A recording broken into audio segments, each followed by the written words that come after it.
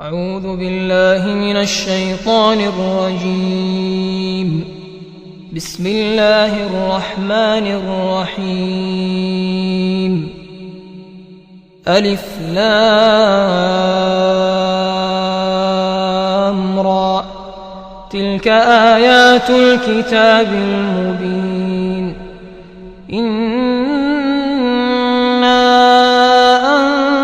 أنزلناه قرآنا عربيا لعلكم تعقلون.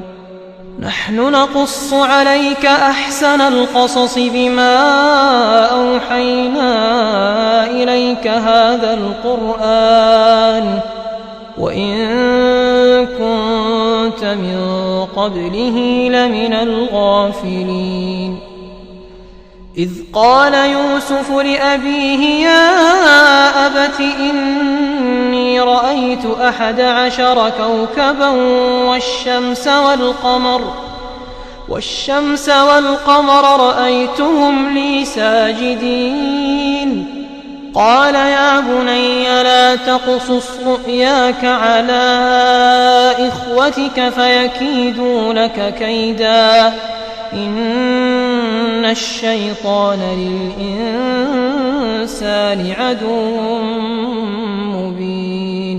وكذلك يجتبيك ربك ويعلمك من تأويل الأحاديث ويتم نعمته عليك وعلى آل يعقوب كما أتمها على أبويك من قبل إبراهيم وإسحاق إن ربك عليم حكيم. لقد كان في يوسف وإخوته آيات للسائلين إذ قالوا ليوسف وأخوه أحب إلى أبينا منا ونحن عصبة إن أبانا لفي ضلال مبين. اقتلوا يوسف أو اطرحوه أرضا يخل لكم وجه أبيكم وتكونوا من بعده قوما صالحين. قال قائل منهم لا تقتلوا يوسف وألقوه في غيابة الجب يلتقطه بعض السيارة إن كنتم فاعلين. قالوا يا أبانا ما لك لا تأمنا على يوسف وإنا له لناصحون. أرسله معنا غدا يرتع ويلعب وإنا له لحافظون. قال إني ليحزنني أن تذهبوا به وأخاف أن يأكله الذئب وأنتم عنه غافلون. قالوا لئن أكله الذئب ونحن عصبة إنا إذا لخاسرون. فلما ذهبوا به وأجمعوا أن يجعلوه في غيابة الجب وأوحينا إليه لتنبئنهم بأمرهم هذا وهم لا يشعرون. وجاءوا أباهم عشاء يبكون. قالوا يا أبانا إنا ذهبنا نستبق وتركنا يوسف عند متاعنا فأكله الذئب وما أنت بمؤمن لنا ولو كنا صادقين. وجاءوا على قميصه بدم كذب قال بل سولت لكم أنفسكم أمرا فصبر جميل والله المستعان على ما تصفون. وجاءت سيارة فأرسلوا واردهم فأدلى دلوه قال يا بشرى هذا غلام وأسروه بضاعة والله عليم بما يعملون. وشروه بثمن بخس دراهم معدودة وكانوا فيه من الزاهدين. وقال الذي اشتراه من مصر لامرأته أكرمي مثواه عسى أن ينفعنا أو نتخذه ولدا وكذلك مكنا ليوسف في الأرض ولنعلمه من تأويل الأحاديث والله غالب على أمره ولكن أكثر الناس لا يعلمون. ولما بلغ أشده آتيناه حكما وعلما وكذلك نجزي المحسنين. وراودته التي هو في بيتها عن نفسه وغلقت الأبواب وقالت هيت لك قال معاذ الله إنه ربي أحسن مثواي إنه لا يفلح الظالمون. ولقد همت به وهم بها لولا أن رأى برهان ربه كذلك لنصرف عنه السوء والفحشاء إنه من عبادنا المخلصين. واستبق الباب وقدت قميصه من دبر وألف يا سيدها لدى الباب.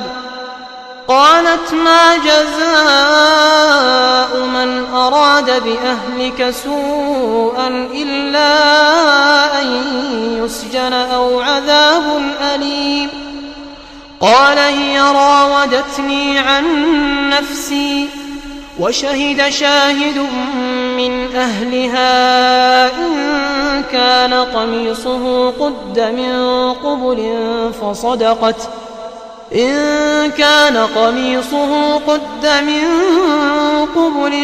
فصدقت وهو من الكاذبين وإن كان قميصه قد من دبر فكذبت وهو من الصادقين. فلما رأى قميصه قد من دبر قال إنه من كيدكن إن كيدكن عظيم. يوسف أعرض عن هذا واستغفري لذنبك إنك كنت من الخاطئين. وقال نسوة في المدينة امرأة العزيز تراود فتاها عن نفسه قد شغفها حبا إنا لنراها في ضلال مبين. فلما سمعت بمكرهن أرسلت إليهن وأعتدت لهن متكأ وآتت كل واحدة منهن سكينا وقالت اخرج عليهن. فلما رأينه أكبرنه وقطعن أيديهن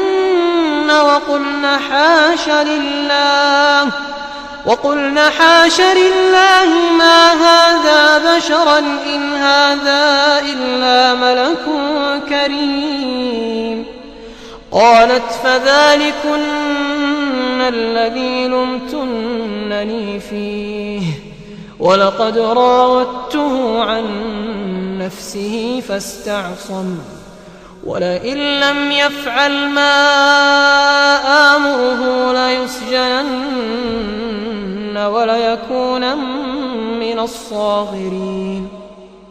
قال رب السجن أحب إلي مما يدعونني إليه وإلا تصرف عني كيدهن أصب إليهن وأكن من الجاهلين.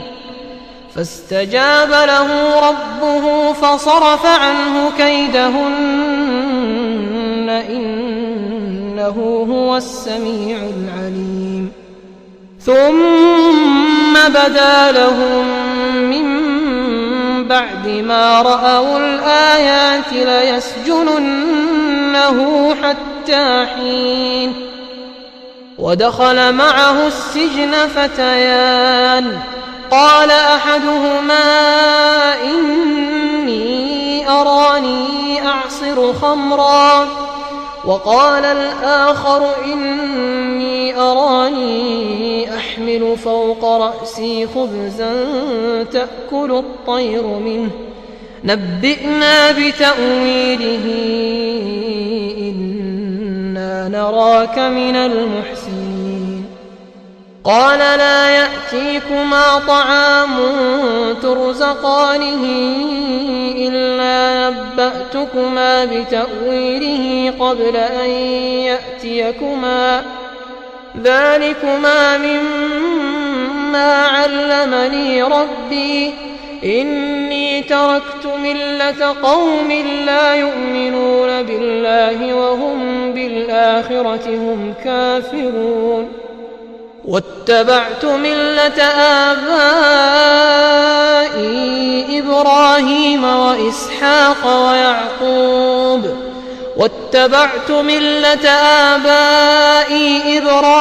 وإسحاق ويعقوب ما كان لنا أن نشرك بالله من شيء ذلك من فضل الله علينا وعلى الناس ولكن أكثر الناس لا يشكرون. يا صاحبي السجن أأرباب متفرقون خير أم الله الواحد القهار. ما تعبدون من دونه إلا أسماء سميتموها أنتم وآباؤكم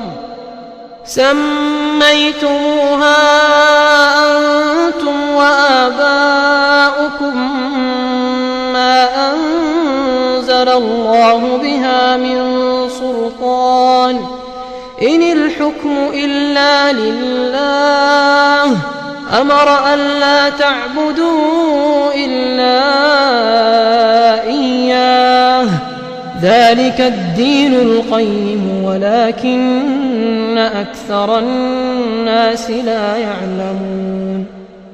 يا صاحبي السجن أما أحدكما فيسقي ربه خمرا وأما الآخر فيصلب فتأكل الطير من رأسه قضي الأمر الذي فيه تستفتيان. وقال للذي ظن أنه ناج منهما اذكرني عند ربك فأنساه الشيطان ذكر ربه فلبث في السجن بضع سنين. وقال الملك إني أرى 7 بقرات سمان يأكلهن 7 عجاف و7 سنبلات خضر وأخر يابسات يا أيها الملأ أفتوني في رؤياي إن كنتم للرؤيا تعبرون. قالوا أضغاث أحلام وما نحن بتأويل الأحلام بعالمين.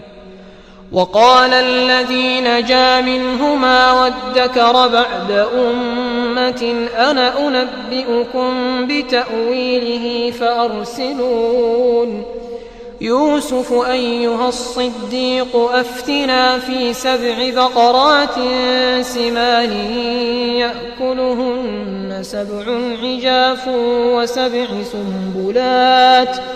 وسبع سنبلات خضر وأخر يابسات لعلي أرجع إلى الناس لعلهم يعلمون قال تزرعون 7 سنين دأبا فما حصدتم فذروه في سنبله إلا قليلا مما تأكلون ثم يأتي من بعد ذلك 7 شداد يأكلن ما قدمتم لهن إلا قليلا مما تحصنون ثم يأتي من بعد ذلك عام فيه يغاث الناس وفيه يعصرون وقال الملك ائتوني به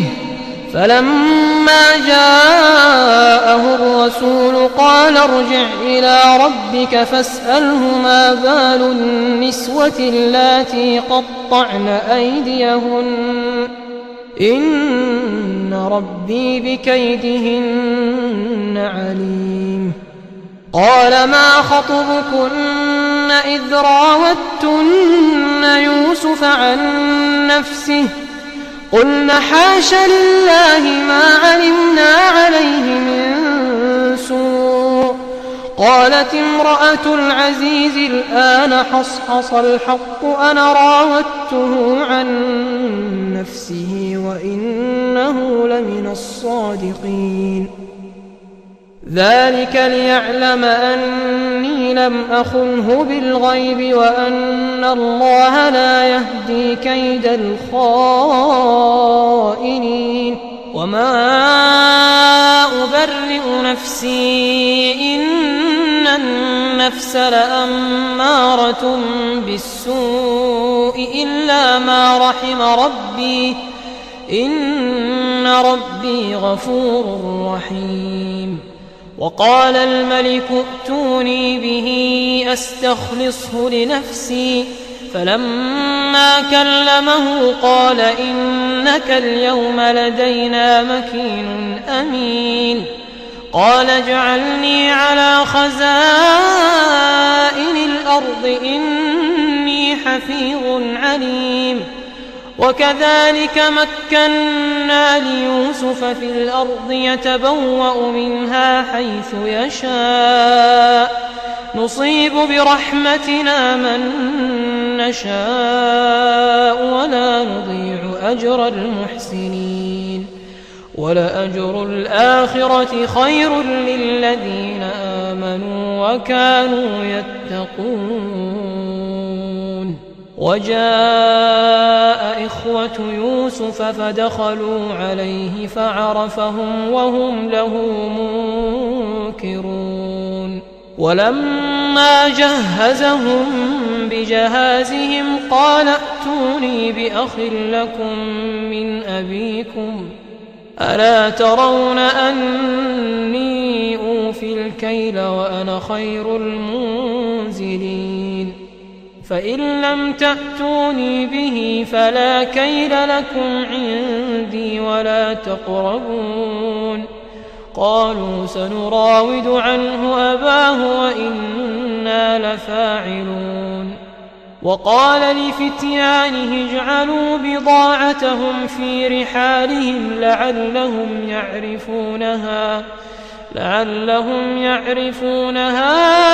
إذا انقلبوا إلى أهلهم لعلهم يرجعون فلما رجعوا إلى أبيهم قالوا يا أبانا منع منا الكيل فأرسل معنا أخانا نكتل وإنا له لحافظون قال هل آمنكم عليه إلا كما أمنتكم على أخيه من قبل فالله خير حافظا وهو أرحم الراحمين ولما فتحوا متاعهم وجدوا بضاعتهم ردت إليهم قالوا يا أبانا ما نبغي هذه بضاعتنا ردت إلينا ونمير أهلنا ونحفظ أخانا ونزداد كيل بعير ذلك كيل يسير قال لن أرسله معكم حتى تؤتون موثقا من الله لتأتونني به إلا أن يحاط بكم فلما آتوه موثقهم قال الله على ما نقول وكيل وقال يا بني لا تدخلوا من باب واحد وادخلوا من أبواب متفرقة وما أغني عنكم من الله من شيء إن الحكم إلا لله عليه توكلت وعليه فليتوكل المتوكلون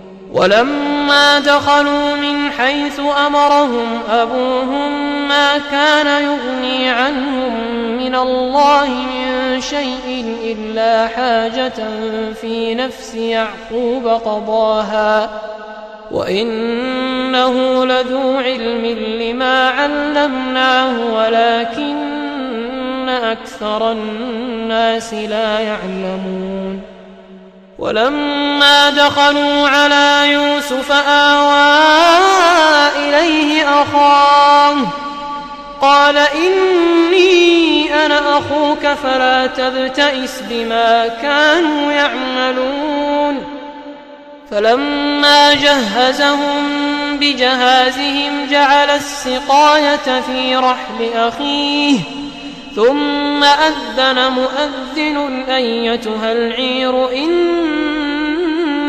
لسارقون قالوا وأقبلوا عليهم ماذا تفقدون قالوا نفقد صواع الملك ولمن جاء به حمل بعير وأنا به زعيم قالوا تالله لقد علمتم ما جئنا لنفسد في الأرض وما كنا سارقين قالوا فما جزاؤه إن كنتم كاذبين قالوا جزاؤه من وجد في رحله فهو جزاؤه كذلك نجزي الظالمين فبدأ بأوعيتهم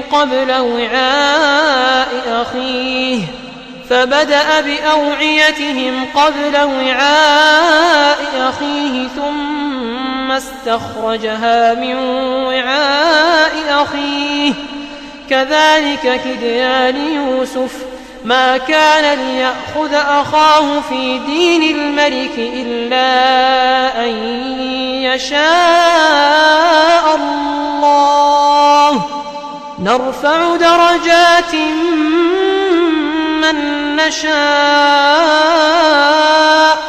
وفوق كل ذي علم عليم قالوا إن يسرق فقد سرق أخ له من قبل فأسرها يوسف في نفسه ولم يبدها لهم قال أنتم شر مكانا والله أعلم بما تصفون قالوا يا أيها العزيز إن له أبا شيخا كبيرا فخذ أحدنا مكانه قالوا يا أيها العزيز إن له أبا شيخا كبيرا فخذ أحدنا مكانه إنا نراك من المحسنين قال معاذ الله أن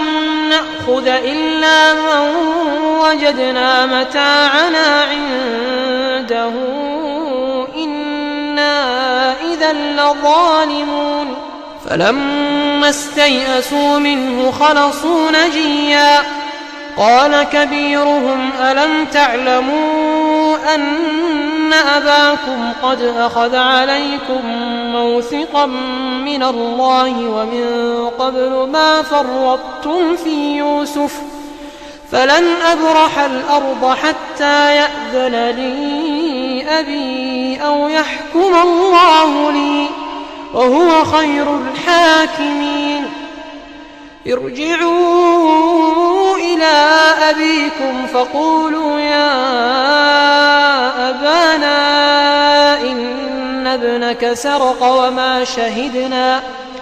وما شهدنا إلا بما علمنا وما كنا للغيب حافظين واسأل القرية التي كنا فيها والعير التي أقبلنا فيها وإنا لصادقون قال بل سولت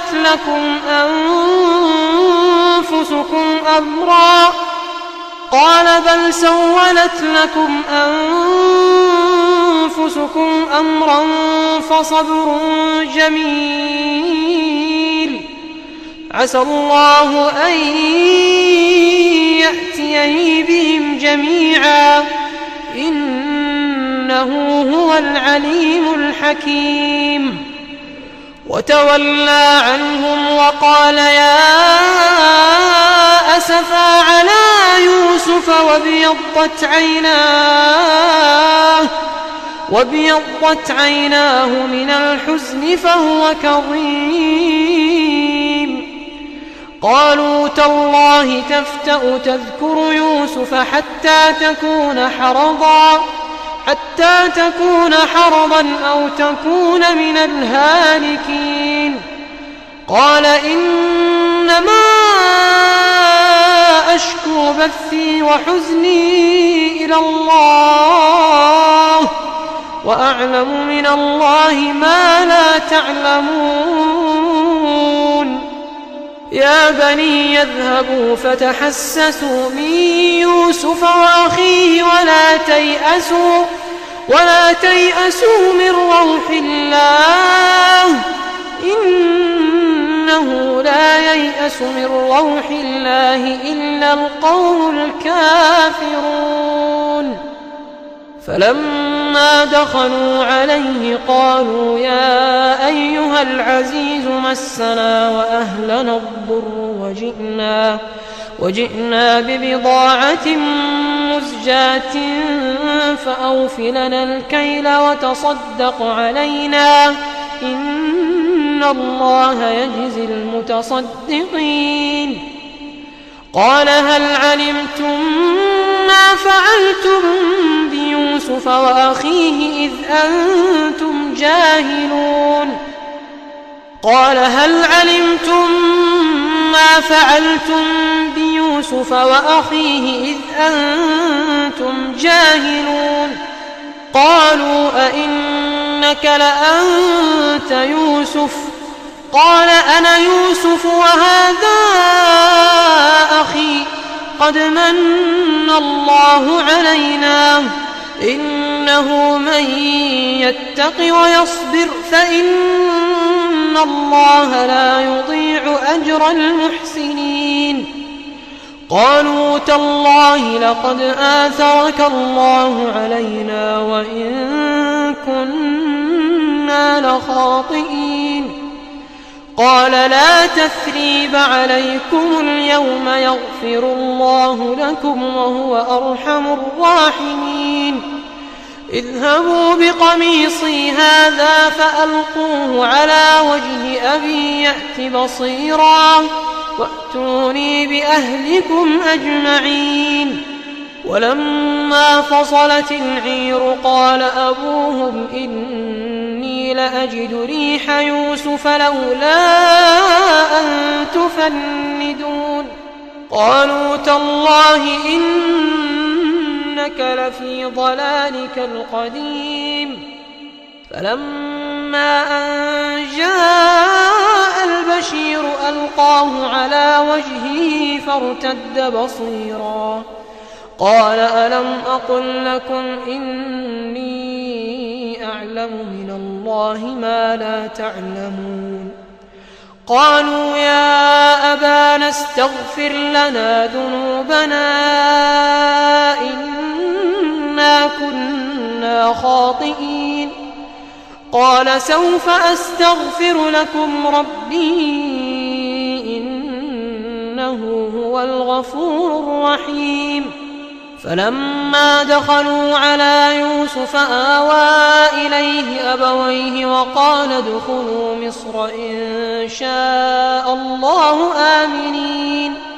ورفع أبويه على العرش وخروا له سجدا وقال يا أبت هذا تأويل رؤياي من قبل قد جعلها ربي حقا وقد أحسن بي إذ أخرجني من السجن وجاء بكم من البدو من بعد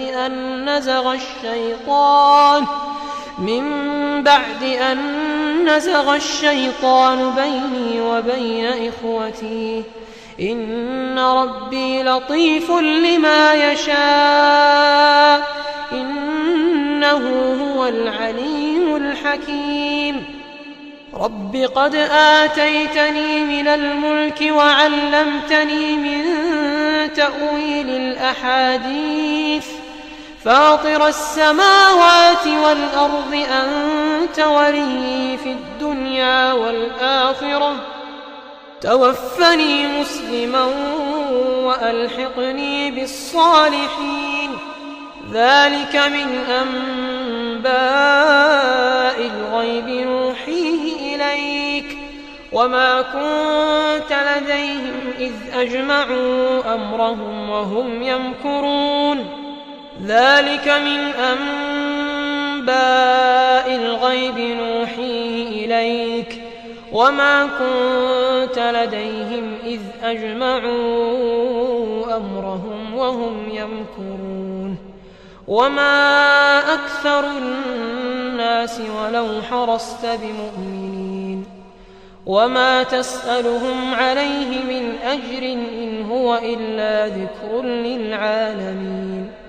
وكأين من آية في السماوات والأرض يمرون عليها وهم عنها معرضون. وما يؤمن أكثرهم بالله إلا وهم مشركون. أفأمنوا أن تأتيهم غاشية من عذاب الله أو تأتيهم الساعة بغتة وهم لا يشعرون. قل هذه سبيلي أدعو إلى الله على بصيرة أنا ومن اتبعني وسبحان الله وما أنا من المشركين. وما أرسلنا من قبلك إلا رجالا نوحي إليهم من أهل القرى أفلم يسيروا في الأرض فينظروا كيف كان عاقبة الذين من قبلهم ولدار الآخرة خير للذين اتقوا أفلا تعقلون. حتى إذا استيأس الرسل وظنوا أنهم قد كذبوا جاءهم نصرنا فنجي من نشاء ولا يرد بأسنا عن القوم المجرمين. لقد كان في قصصهم عبرة لأولي الألباب ما كان حديثا يفترى